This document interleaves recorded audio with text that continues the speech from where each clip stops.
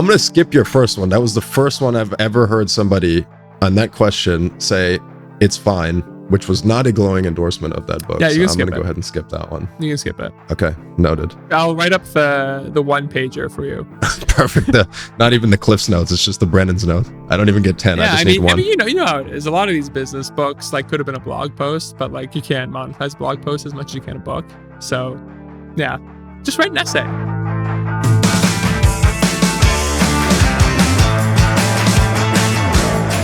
This is ClimateTech with Kentaro, a podcast featuring the brightest minds and most influential voices in climate tech. I'm your host, Kentaro Kawamori.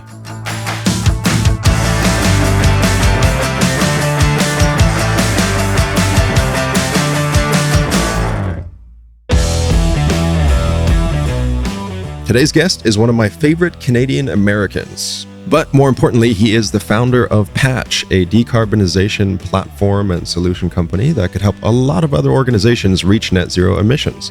We talked about carbon removal, his journey as an entrepreneur, and he gave us his version of a book recommendation. Brennan Spellacy is the founder of Patch.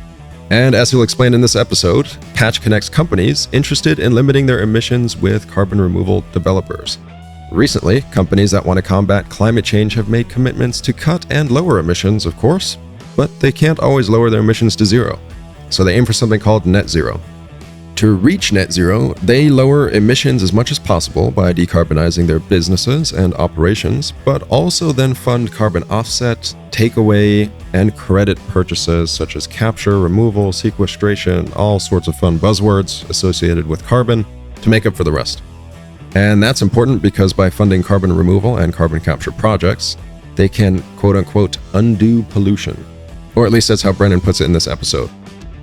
Of course, there are scientific and technical limitations to what's possible.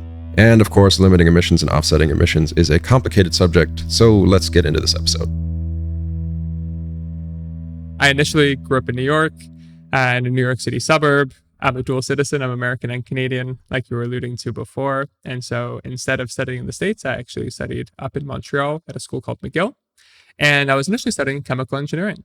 And that was the whole reason I was studying chemical engineering, was to get into low carbon energy systems. That's how I thought I was going to be helping fight the climate crisis. That unfortunately didn't work out. Coming out of school, the oil and gas industry in Western Canada was quite robust. And so those were really the only chemical engineering prospects I really had coming out of school.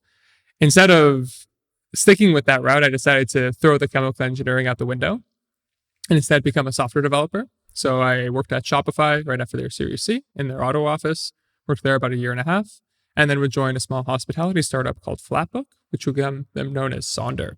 If you haven't heard of Sonder, you can think of Sonder as a tech-enabled hotel, where instead of running kind of these large centralized buildings, it had a slightly more distributed approach. And instead of having a huge number of field staff within the buildings, again, that was also decentralized. And so we essentially used technology to help scale this decentralized form of hospitality.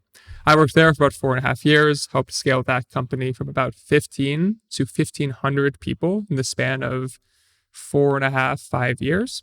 And it was there with my co-founder, Aaron Grenfeld. He was the first employee there. And we had the privilege of starting a couple of different teams together. Now, how do we bring it back to ClimateTech? Well, in April of 2020, during the onset of the COVID pandemic, Aaron and I thought it was a really great opportunity to take stock and do a little bit of a reset, understand, do we really want to continue to go down this path of scaling Sonder from 1,500 to 15,000 people? And we were actually going through the SPAC process there as well, which would bring a whole new set of challenges. SPAC, or SPAC, stands for Special Purpose Acquisition Company. It's a process and a vehicle, a financial vehicle specifically, that helps companies go public. While we know the devil's in the details, in a nutshell, a management team or sponsor forms a SPAC, goes through an IPO process. Once that SPAC is publicly listed, it then merges with a privately held company that wants to go public. Compared to traditional IPOs, SPAC IPOs are generally faster.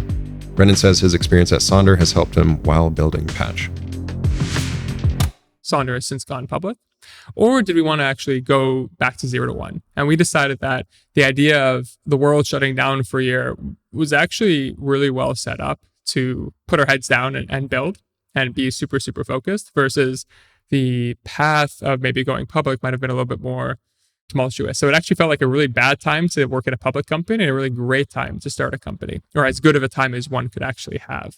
And so we decided to leave and start a company of our own. And I really advocated to bring things back to climate. It was the whole reason I had gotten a formal education.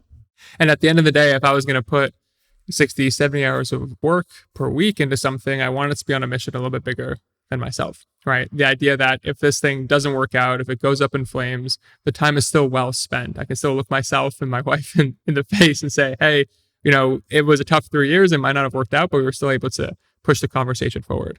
Fortunately, things have been going well, so I haven't had to have that existential moment, at least not yet. But that was the initial kind of kernel of the foundings of why we decided to dive back into ClimateTech. Yeah, I love when we got together and you told me all the stories about Sonder, and 15 to 1500 is just insane. Period. Like that's just, you get to see so many iterations of the company, just like you guys are seeing at Patch now at the helm. Of course, a whole different perspective comes with its own set of challenges, but a lot of the stuff you probably already got to see along the way, and so it's easier to deal with the second time.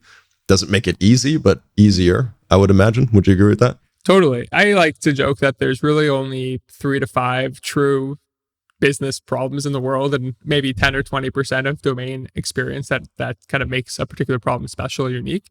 But a lot of the problems we face at Patch actually have a very similar shape than the ones we had at Sonder, as well as the people problems and the scaling problems and the organization and capital problems. There's a little bit that's a little bit different, but at the end of the day, there hasn't really been anything that's truly surprised me at Patch. Again, doesn't make things easier per se, but there's no situation where maybe a crisis came up and I thought, oh man, I totally had no idea this was coming. Maybe once we go beyond 1,500 people at Patch, I'll discover some new bits and pieces. But I joke all the time, even still, that being an early employee at Sonder was actually more difficult than founding Patch. The operational intensity of that business was incredibly painful. And I think that really set Aaron and I up incredibly well to start a software business, which founding no company is easy, but like the idea of building software, especially if you know how to build product and sell it, is for us at least a lot easier than how do you unclog 500 concurrent toilets, which was the problems we were working with at Sonder, which are, the Atom problems tend to be a little bit more unforgiving than the bits and bytes problems. Well, no doubt about that. And, ironically now you're on the opposite end of a significant Atom problem, which is helping offset developers sequester, remove, offset, all of those words that mean different things all fall into the same realm. So when you talk about Patch helping companies build climate programs, talk us through that a little bit. What does that mean? What part of the ecosystem do you guys fit in? Yeah, absolutely. So if you think about a company's net zero journey, there's typically between 3 to 4 major steps. There's this idea of understanding what your carbon emissions actually are. That's the calculation element. The optional second step is reporting on that emission, right? So you might actually want to understand what it is internally, and then you might have some sort of reporting standard you have to report out to some sort of external stakeholder. That's the world that Persefoni plays in. Then you have the actual reduction strategies you begin to implement. That might be decarbonizing your electricity sources, might be just simply traveling less in the case of business travel. There's a bunch of different types of ways to lower the carbon intensity of your business. And then you have to compensate what remains. And compensation is typically coming in the form of paying someone else to not emit or paying someone to sequester carbon dioxide on your behalf. And sequestering in this case, a slightly technical word, refers to the idea of taking carbon typically out of the atmosphere, but sometimes just out of the carbon cycle and storing it in some sort of inert form such that it cannot re-enter the atmosphere. So, 4 steps to net zero. Number 1, calculate emissions. Number 2, report emissions. Number 3, lower emissions. And number 4, compensate for the emissions you can't cut out. Sounds so simple, but it's really not. And Brennan can explain why and what Patch is doing to help. The reason that's important is because CO2 is what heats the atmosphere. So if you take it out of the air, you're essentially undoing that heating, or at least preventing that heating that CO2 was contributing to from continuing. So that's the board that Patch plays in, where we operate primarily in the eyes of a buyer as what's called a B2B or a business-to-business marketplace, where we have buyers and sellers. The buyers are typically these corporates who are putting together some sort of climate program. And they're using Patch to build a portfolio of carbon compensation technologies. And then the sellers are the actual carbon removal developers. Carbon removal developers are organizations where their primary business model is selling their capacity to sequester or abate emissions.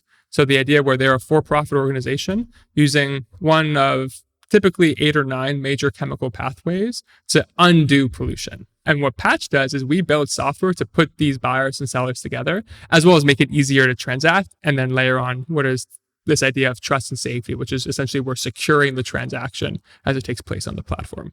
Excellent breakdown. So let's talk about that last piece, which I think is one of the most important, right? So I think absolutely our listeners at this point are at a high level acquainted with carbon markets are going to be huge. There's still, I think, a lot of playing out into where do credits fit, offtakes, so on and so forth. So maybe we talk a little bit about that as well, but love to talk a little bit about that last piece on how do you secure it? How do you verify it? I think that's kind of the topic du jour of for sure in some circles today, but I think, as the more capital goes into the space, especially institutional, without a doubt, that becomes the most important piece of it. Yeah. So I'd love to understand your take on that. Yeah, absolutely. Well, so first and foremost, I think just to take a step back, the reason this is important is because we need to take carbon markets to be around 100 times larger than they are today. So if you 100x something on a untrustworthy or rickety foundation, you're going to be building a house of cards. And so the reason this is even important is to enable a certain level of scale. Now, at Patch, there's 2 types of what we describe as either trust or quality. And Patch very firmly draws a line in the ground on the trust perspective, but we actually outsource or look to third parties to comment on quality. And I'll describe that nuance. So trust, what Patch primarily focuses on, is this idea of how do you essentially audit the counterparty, the seller, to understand who are they, actually, right? Who's the organization? It's a form of KYC, or know your client. What's kind of the major chemical pathway? And do they have the supporting what are called certification or LCA documents auditing the work that they have done? And it's a bit technical, but the LCA stands for life cycle analysis, where it essentially says this entire process, whether it's a reforestation project or a direct air carbon capture project, look at all of the CO2 it sequesters, all the CO2 or greenhouse gas emissions it emits as a result of the operations of that particular project. What's that delta? That's the compensation piece, right?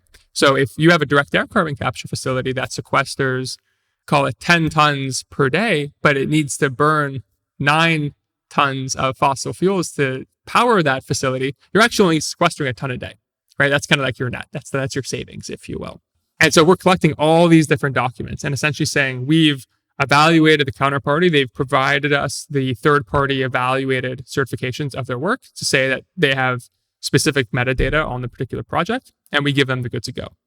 What Patch does not do, and this is a really important nuance, is provide essentially either ratings or quality assessments of the projects. And so if you meet that minimum bar of trust, you're allowed to list on Patch.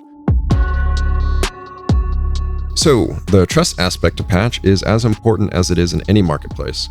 Buyers have to know that what they're being sold is genuine. So Brennan says Patch uses certifications to verify that those selling carbon removal are actually doing what they say they are. What he's saying they don't do is rate the quality of what's being sold, and he'll explain why. Say a forestry project has, say, 100 years of permanence. That permanence, for those who don't know, is how long does that positive environmental effect last for? A tree does not live infinite years. And so 100 years is typically the assumption that's used in that case. Versus direct air capture, which has 10,000 plus years permanence. It's much, much longer. We're not going to say, we're not going to determine that 100 or 10,000 number. We're going to leave that to the scientists and then pull that information into the platform. And we're not going to tell you should buy the 10,000 number or the 100 number. And the reason we're not going to do that really comes down to the fact that we are effectively an exchange or a marketplace where we monetize based off throughput. And so we think about incentives a lot. So if we're monetizing off of throughput, it's fairly unethical for us to also be saying, what's of high quality? Because theoretically, we'd be incentivized to say everything is high quality because that would maximize throughput. And so because of that, we need to structurally ensure that these 2 types of organizations, places where transactions take place, and effectively ratings agencies or evaluators are structurally separate. Right? Same reason the NASDAQ is not Moody's. NASDAQ is the stock exchange based in New York City. Meanwhile, Moody's is largely known as a credit ratings agency. enough funny business happens when they're separate organizations. The idea of them being the same is an absolute disaster. And it's the same situation with carbon markets. Yeah, no doubt about it. I mean, the conflicts are rife everywhere, right? When you talk about accounting, assurance, brokering, assurance, ratings, assurance again, right? Like 18 different types of assurance. Like, it's just crazy. Yeah. Great breakdown. And, when you think about the projects, switching gears a little bit, you're getting exposed to, I'd never heard you say it like that, the 8 or 9 chemical pathways, which makes a lot of sense because chemistry probably a hell of a lot more than the average person out there. Break that down a little bit because that's super interesting. What do you mean by the 8 or 9 chemical pathways? Yeah, absolutely. So carbon dioxide is a molecule, right? It is a molecule that has CO2. It's 1 carbon, 2 oxygens floating around in the atmosphere. And that's what's heating the Earth. There's also methane and chlorofluorocarbons, which are other types of greenhouse gases, but let's focus on CO2 for the time being. So in order to remove carbon, you need to react that CO2 that's in the ambient air with something else, right? You need to find a way to either filter it out of the air or react it with something. And so that's what I'm referring to with the 8 or 9 major chemical pathways. One chemical pathway, one example is photosynthesis.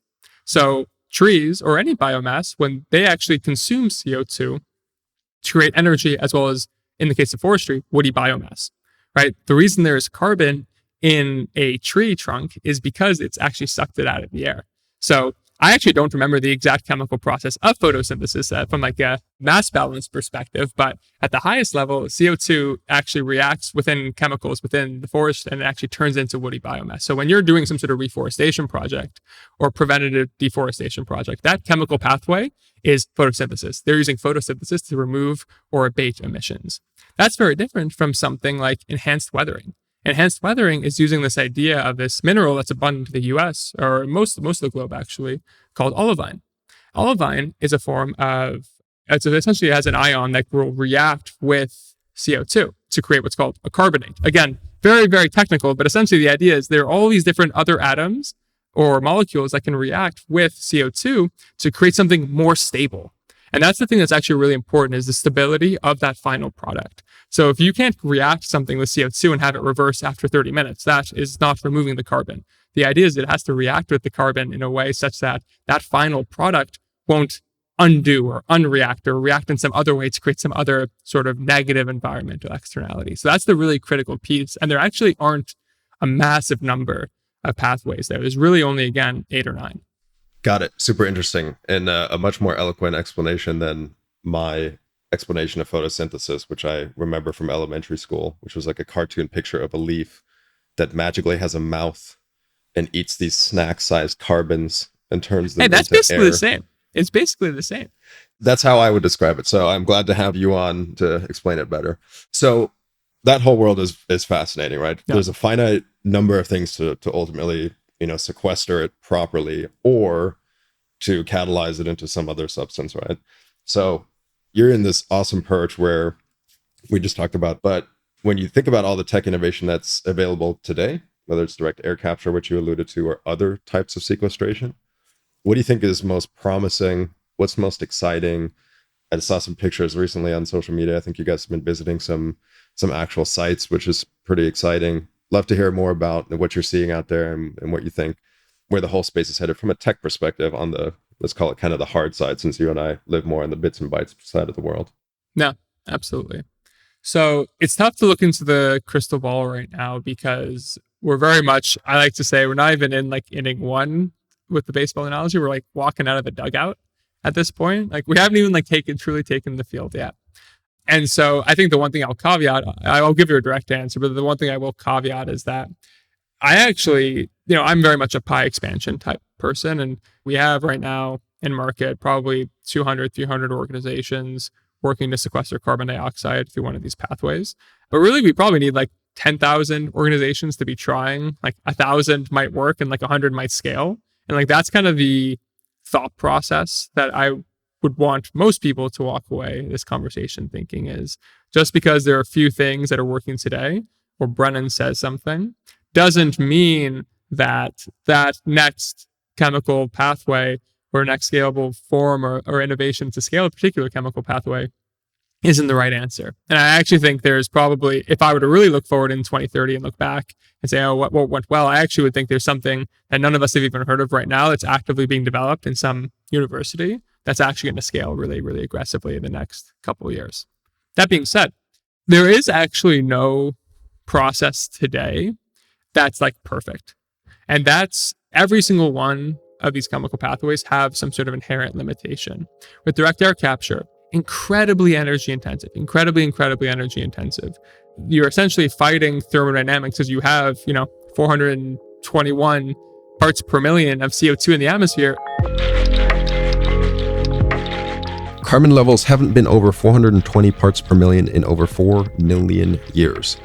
And they've increased exponentially, just since the late 1950s when scientists started specifically measuring them at an observatory in Hawaii. The last time carbon levels were this high, sea levels were at least 5 meters higher and global temperatures were several degrees hotter. Although that's a lot of CO2 from a global heating perspective, from a concentration of anything perspective, that is very, very low concentration. It's a trace chemical at that point. So you need a huge, huge amount of energy to concentrate that CO2 and then store it in some way.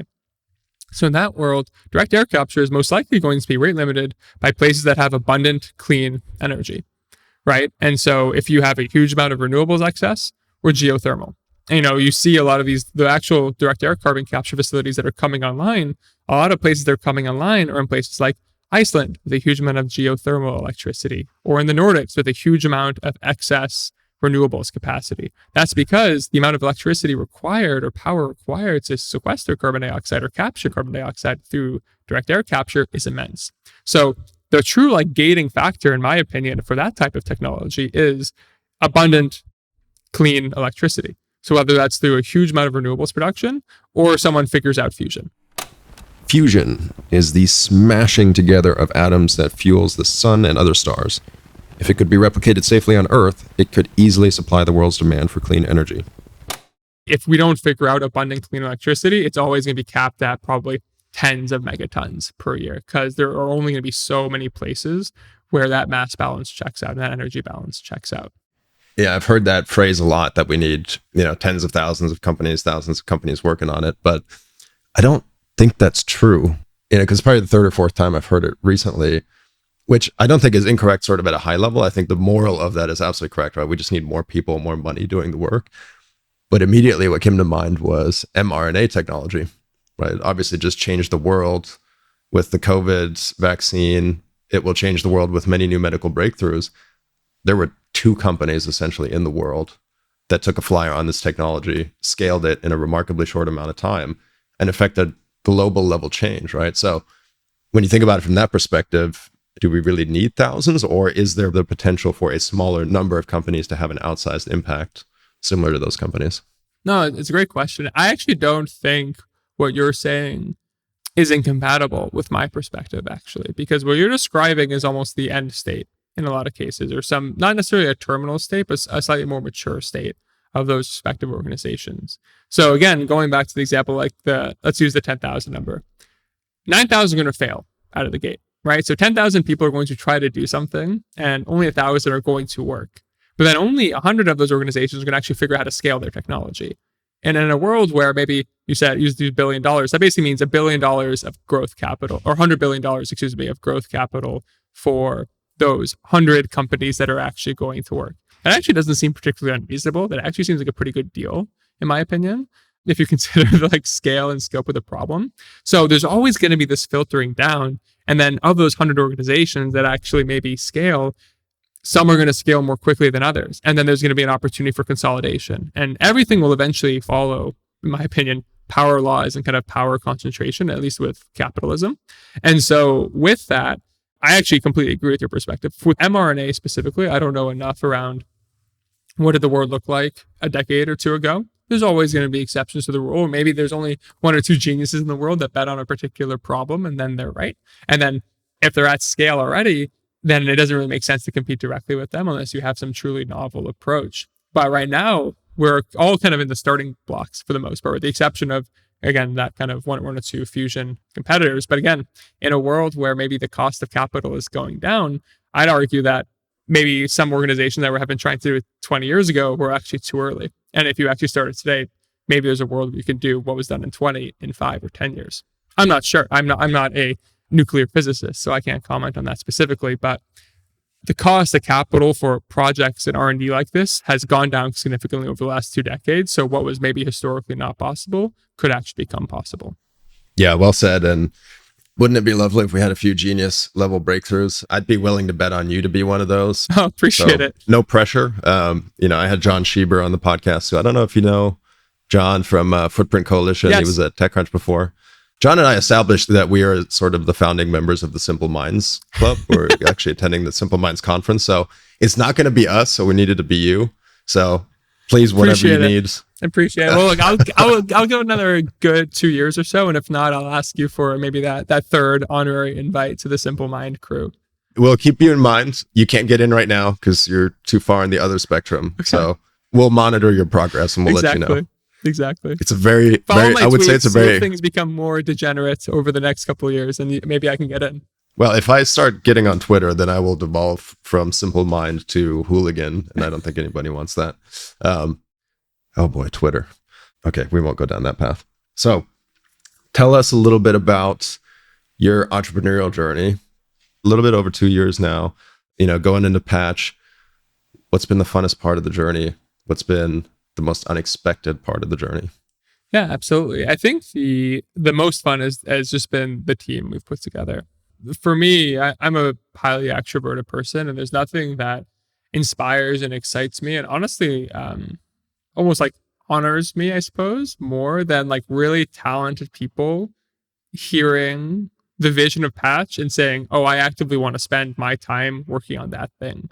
And we've put together a really phenomenal collection of, right now we're 60 people, 60 folks. And the absolute, like I would probably work for all 60 of these people. They could have been my manager at Sonder 100%. And like the idea that all these folks are prepared to work on Patch and help fight climate change is just an absolute honor. So it's been really, really exciting in that regard. As far as what's been unexpected, it's a bit of a blessing and a curse. Actually, like sustained and durable, the at least hype around ClimateTech has been.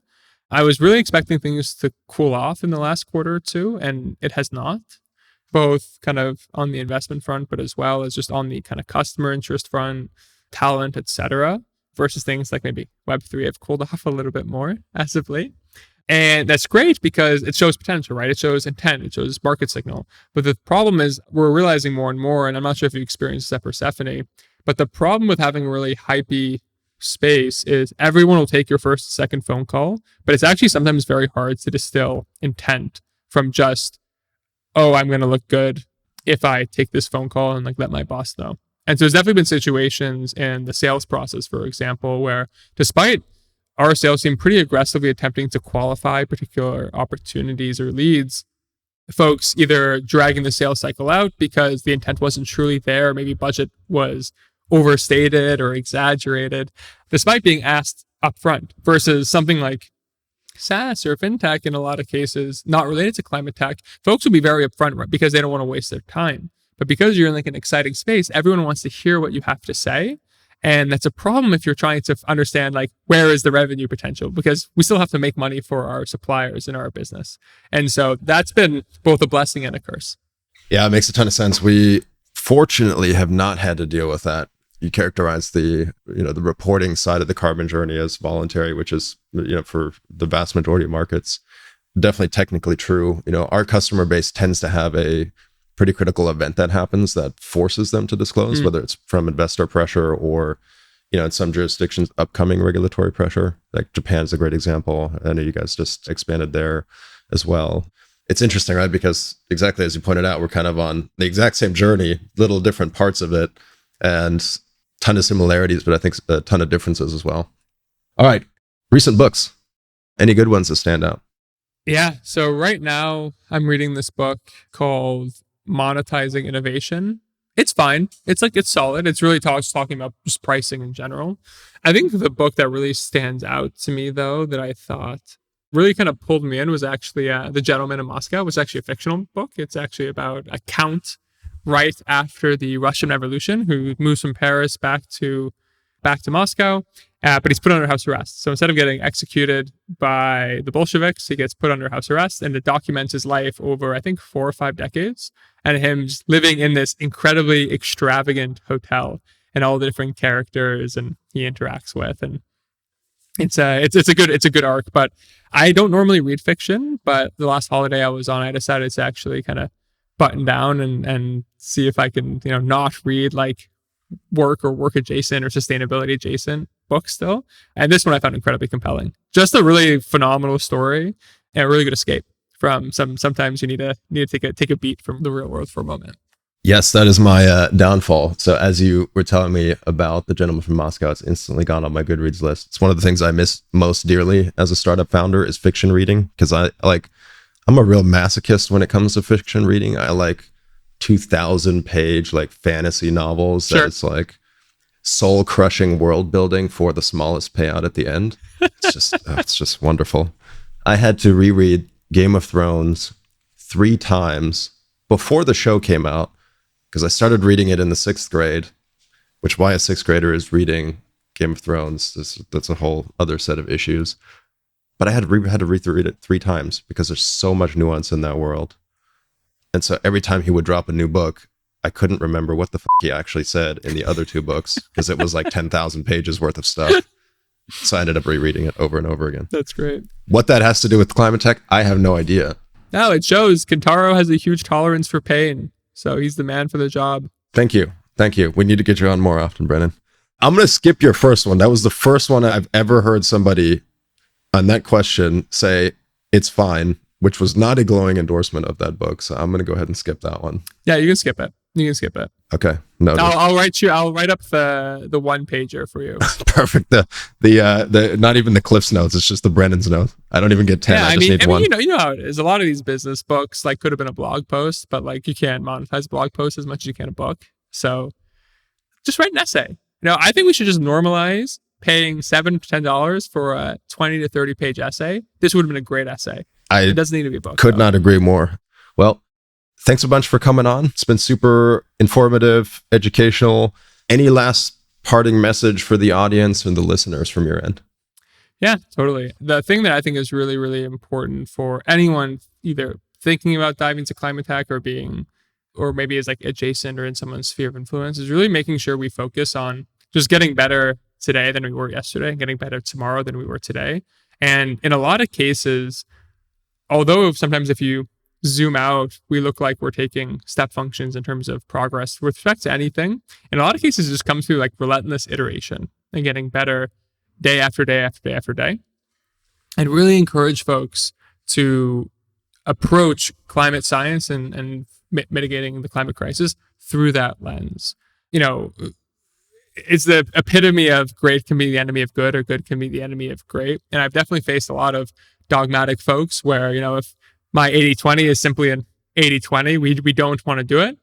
But if there's still 80 on the table, that's a lot better than nothing. And so I'd really encourage folks, especially to get a little more technical, where there is a time sensitivity, there is a time value of carbon in the atmosphere today, to take this iterative approach when thinking about fighting climate change. Yeah, that resonates a ton. It's something I talk about with the team all the time is if you just do the straight line math, if you spend 10 days waiting to go from 0 to 100, or you just incrementally do 10 every day, the math is pretty straightforward. You're guaranteed to get to 100 at some point. Yeah. Excellent. Well, thanks again. We'll love to have you back in the future.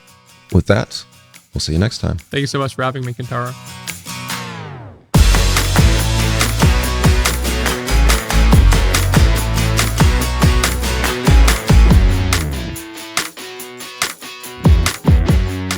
Make sure to check out Brennan Spellacy and his work at Patch. Links are in our show notes as always. Before we go, please don't forget to subscribe to ClimateTech with Kentaro on Apple Podcasts or whatever platform you listen on. Thanks for tuning in, and we'll be back with another fantastic episode next week. Catch you all then.